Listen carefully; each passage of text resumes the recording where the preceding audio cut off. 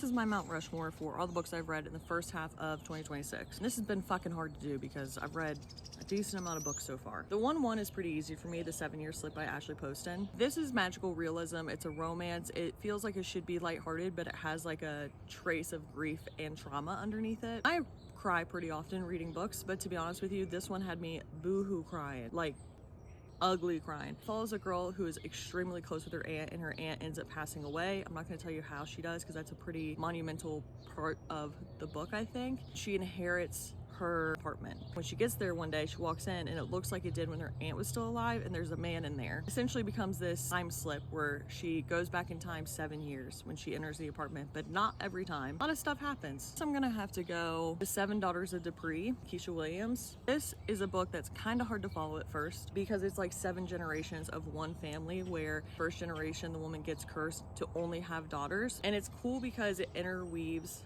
all of their timelines together, so they're interwoven. They're fucking family, okay? Because it shows you like, oh, this is why this person is the way that they are, and you get to see the background of like all of the different generations. Also cried to this one, which is kind of giving me insight into the books that I like, that I'm 2 for 2 for crying books. I did just tell somebody my Mount Rushmore yesterday, and I'm already thinking I'm gonna change it. What I'm gonna do is The Fire Next Time by James Baldwin. This is where I'm switching it up because this was not my OG one. The Fire Next Time is 106 pages. This book has 2 parts to it. The first part is him writing a letter to his nephew on what life is like being black and like what to expect in life. And then the second half of it is his own feelings towards race, religion, identity, and like figuring out the world. As a person who is extremely scared of death, he found a way to make me not afraid of death with this book. Fourth book is Conform by Ariel Sullivan, which is a dystopian novel. A sprinkle of romance in it as well. It's not like the main plot. Essentially about, there are people who live in the beneath, and they are like the dark blues, and nobody's supposed to hang out with them. And then there are the grays. Those are the people that live like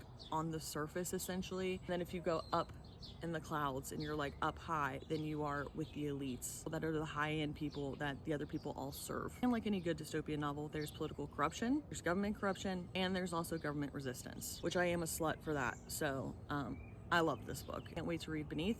I can't wait to read the second book. I'm interested to see if this changes in the second half of the thing, because right now those are my top 4 books of 2026. I got high standards, kinda.